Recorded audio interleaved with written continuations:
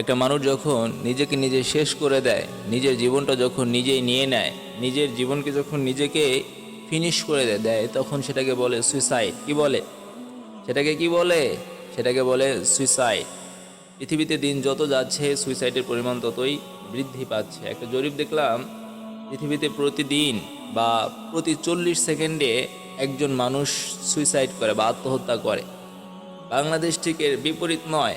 বাংলাদেশেও প্রতি 40 সেকেন্ডে একজন, বাংলাদেশে প্রতি 40 সেকেন্ড না, বাংলাদেশে প্রতিদিন 39 or 40 people die just for suicide.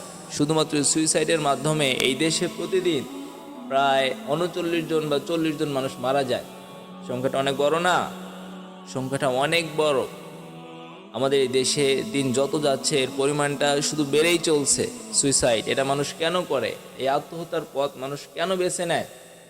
আত্মহত্যার পেছনে অনেকগুলি রিজন রয়েছে। আমাদের এই দেশে যদি আপনি খেয়াল করেন বা লক্ষ্য করেন, দেখবেন কয়েকটা কারণকে কেন্দ্র করে এই দেশে আত্মহত্যার পরিমাণ সবচেয়ে বেশি হয়ে থাকে। এর মধ্যে 1 নাম্বার হচ্ছে হারাম রিলেশন। ইলিগেল রিলেশনশিপকে কেন্দ্র করে এই দেশে আত্মহত্যার পরিমাণ সবচেয়ে বেশি। একটা সম্পর্ক যখনই ভেঙে যায়, যখনই লং টাইমের একটা সম্পর্ক ছিন্ন বিচ্ছিন্ন হয়ে যায়, তখনই একটা মানুষ সুইসাইডের দিকে অগ্রসর হয়, তাই না?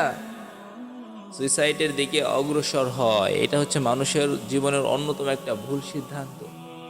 এরপরে দেখবেন পরীক্ষার রেজাল্ট যখন খারাপ হয় আমাদের দেশে, প্রতি বছর দেখবেন যখনই রেজাল্ট দেয় ওই সময় কিছু ছেলে পেলে সুইসাইড করে, ছেলে বা মেয়ে।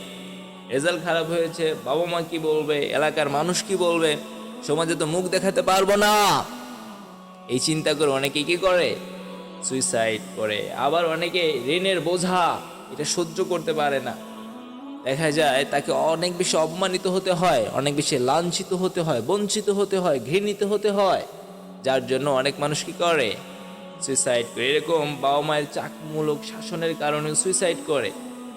এছাড়াও আরও কিছু কারণকে কেন্দ্র করে আমাদের এই দেশের সবচেয়ে বেশি দেখবেন সুইসাইড হয়ে থাকে, আত্মহত্যা মানুষ করে থাকে।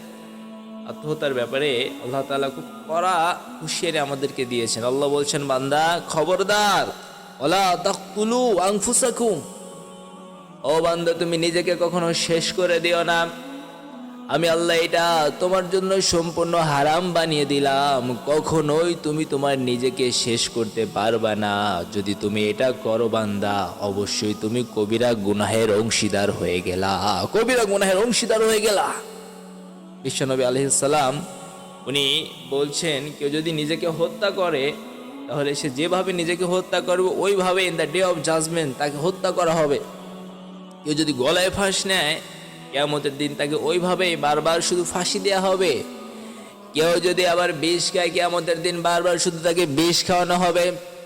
কেউ যদি গ্যাস ট্যাবলেট খেয়ে থাকে, কিয়ামতের দিন শুধু বারবার তাকে গ্যাস ট্যাবলেট খাওয়ানো হবে। যে যেভাবে নিজেকে শেষ করবে ওইভাবেই তাকে শুধু শাস্তি দেয়া হবে, ওইভাবেই শাস্তি দেওয়া হবে।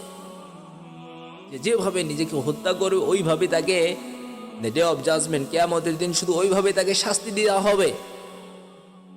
এই জন্য এই ব্যাপারে আমাদেরকে অনেক বেশি সতর্ক থাকতে হবে। নবী আলাইহিস সালাম একবার দেখলেন একজন সাহাবী, যদি সাহাবী সরাসরি বলি তাহলে ভুল হবে, একজন ব্যক্তি সে অনেক বেশি বীরত্বের সাথে যুদ্ধ করছে। সাহাবায়ে কেরাম অবাক হয়ে বললেন, হে আল্লাহর রাসূল, এই ব্যক্তি তো আজকে সবচেয়ে বড় বীর, সাহাবীদের মধ্যে এর চাইতে বড় যোদ্ধা তো আর কাউরে আমরা দেখছি না। বিষ্ণু বললেন, না, এই ব্যক্তি জাহান্নামী। ওই ব্যক্তি এবার যুদ্ধ করতে করতে সামনের দিকে অগ্রসর হচ্ছেন। বিশ্বনবী তাকিয়ে সাহাবীদেরকে দেখালেন, সাহাবীরা এবার তোমরা তাকায়া দেখো ওই ব্যক্তি কি করে, একবার তাকায়া দেখো। দেখা গেল ওই ব্যক্তির হাতে একটা আঘাত পেয়েছে, ওই আঘাত সহ্য করতে না পেরে সে নিজেকে শেষ করে দেয়, নিজেকে শেষ করে দেয়। যার জন্য বিশ্বনবী সাহাবায়ে কেরামকে বললেন, সাহাবীরা আমি তোমাদেরকে বলেছিলাম না যে এই ব্যক্তি জাহান্নামী, তার নমুনা তো পেলা উপস্থিতি। এই জন্য বিশ্বনবীর এই হাদিসগুলো আমরা সামনে রাখলে দেখি সুইসাইডওয়ালা ব্যক্তি, আত্মহত্যাকারী ব্যক্তি জান্নাতে যাবে এই আশাটা খুবই কম। যদি আল্লাহ তাআলা স্পেশাল তার উপর দয়া করে সেটা ভিন্ন বিষয়, কিন্তু সুইসাইড করলে আল্লাহ তাআলা নর্মালি বান্দারা কি করবেন না? ক্ষমা করবেন না। এই জন্য আমাদেরকে ধ্বংসাত্মক পথ থেকে বাঁচতে হবে। How can we save two suicide? কীভাবে আমরা এই ধ্বংসাত্মক পথ থেকে বাঁচতে পারি? অ্যাট ফার্স্ট আপনি যেটি করবেন সেটি হচ্ছে আল্লাহ তাআলার উপরে পূর্ণ ভরসা করতে হবে। আমরা অনেকেই আল্লাহ তাআলার উপরে পূর্ণ ভরসা করে চলতে পারি না। আমার ভালো এবং মন্দের মালিককে আওয়াজ করে বলেন না, আমার ভালো এবং মন্দের মালিক হচ্ছে আল্লাহ তাআলা, কিন্তু এই বিশ্বাস আমরা অনেক সময় হারিয়ে ফেলি। আল্লাহ বলছেন, বান্দা মা ইয়াফতাহিল্লাহু লিন্নাসি মির রাহমাতিন ফালা মুমসিকা লাহা ওয়া মা ইউমসিক ফালা মুরসিলা লাহু মিন বা'দিহি ওয়া হুয়াল আজিজুল হাকীম। ও বান্দা, আমি যদি তোমার ভালো করতে চাই, দুনিয়ার কোনো মানুষই তোমার খারাপ করতে পারবে না।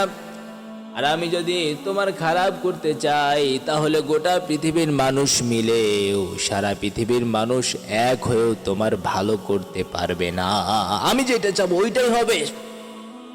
আমার উপর দিয়ে কেউ কোনো কিছু করতে পারবে না। এই বিশ্বাস করেন, এই বিশ্বাস, এই টেন্ডেন্সি যদি একবার অন্তরে লালন করেন, কখনো সুইসাইড এটা আপনার উপর আসতে পারবে না।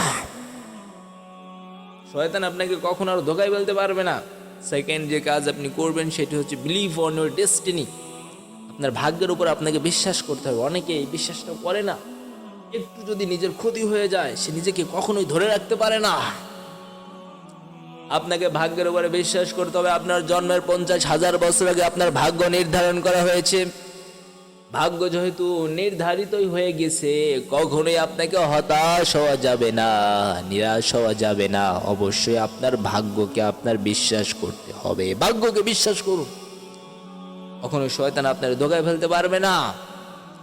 এরপরে আপনি যেটা করবেন সেটি হচ্ছে আল্লাহর রাস্তায় একটু সদকা করতে শিখুন। সদকা মানুষকে বড় বড় বিপদ থেকে হেফাজত করে, শয়তানের বড় বড় ধোকা থেকে হেফাজত করে। আপনি সদকা করতে শিখুন। সদকা আপনাকে অনেক বড় বড় বিপদ থেকে মুক্তি দান করবে। কি করবে? ফাইনালি আরেকটা আপনাদেরকে উপদেশ দেই, সেটা হচ্ছে যখন এই ধরনের চিন্তা আমাদের মনে আসে, তখন আপনি একটু আপনার বিশ্বস্ত মানুষ, স্পেশালি যারা আলেম, এদের সাথে একটু পরামর্শ করুন। দেখবেন ওইখান থেকে আপনি অনেকটাই মুক্তি পেয়ে যাবেন। দেখবেন ভালো একটা সলিউশন আপনি পেয়ে গেছেন।